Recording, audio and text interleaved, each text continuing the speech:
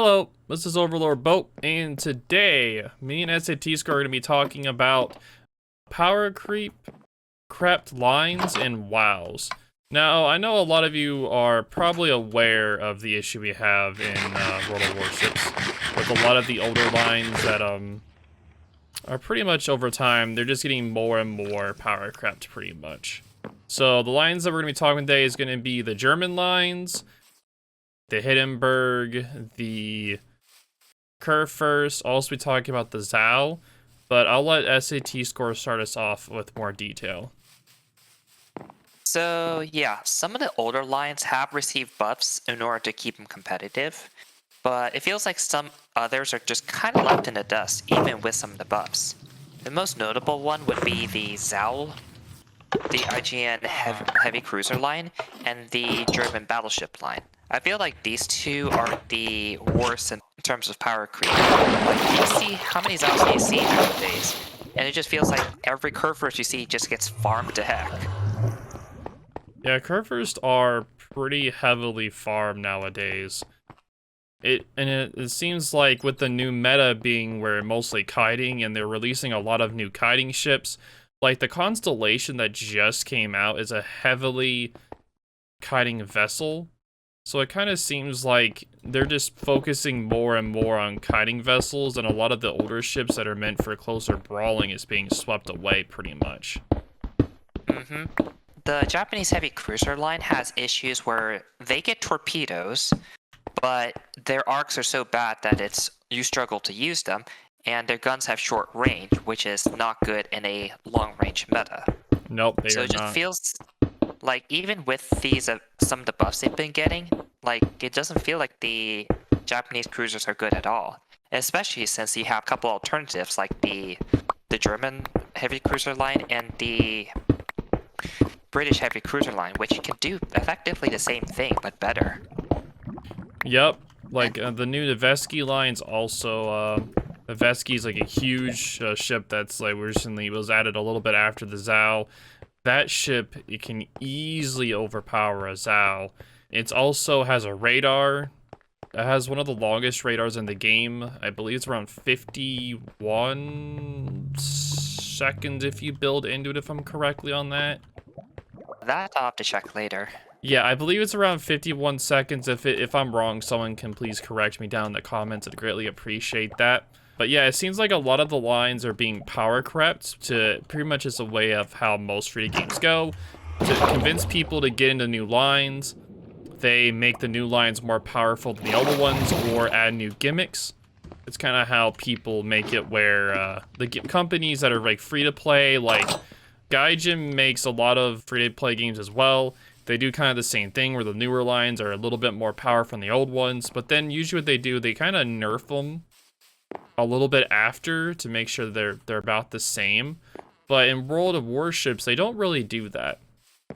They kind of keep the new lines as powerful as they are. They don't really nerf them too much.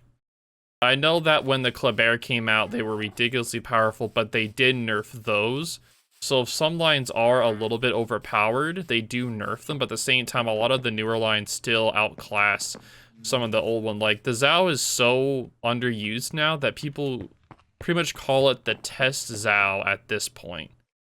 It's pretty insane.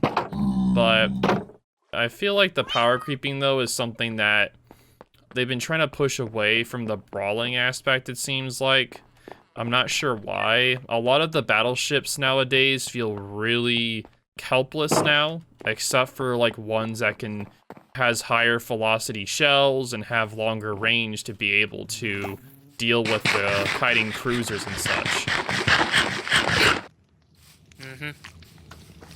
That being said, it's not all of the older lines have been power crept. Wargaming has done a decent job of keeping some old lines still competitive. So, for example, the US heavy cruiser line and the US battleship line. Like, Yep. Montana is still considered a very solid battleship, and is often recommended even as a beginner line. The Japanese battleships haven't actually received much buffs, if at all, except to specific ships, and they're doing quite well. And then the US Heavy Cruiser line, Des Moines, like they've received some buffs over the years, and they're still considered a pretty good line. So Wargaming is capable of bringing older lines up to par. It's just that they still need to work in some of the areas, like German battleships and the IGN Heavy Cruisers, because it feels like they still need love, because I don't see any point in using them in today's meta. I don't know. Like, some of them, they definitely need some love. But at the same time, if you look at clan battles and such, a lot of the old ships like the Montana or the Des Moines or the Salem, Stalingrad, Moskva, they're still very competitive in the clans battle scene or even in tourney scenes. The Veskis are also super popular, the newer ones. Columbos, like some of the newer lines are coming in to like taking part. Like, so like with the new clan battle season going on, currently in 10 point, we're in 10.5, right? Or 10? We should be in 10.5. Yeah, so in 10.5, right now with the clan battle season going on, there's a lot of cyclones that happen, and Columbos are extremely strong in cyclone environments. So a lot of clans are deciding to take the risk because the cyclones aren't all the time, but sometimes you just get only cyclone matches sometimes when you do clan battles.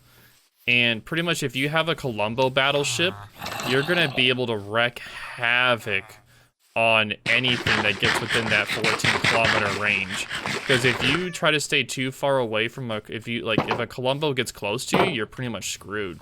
Like the SAP will just eat you alive.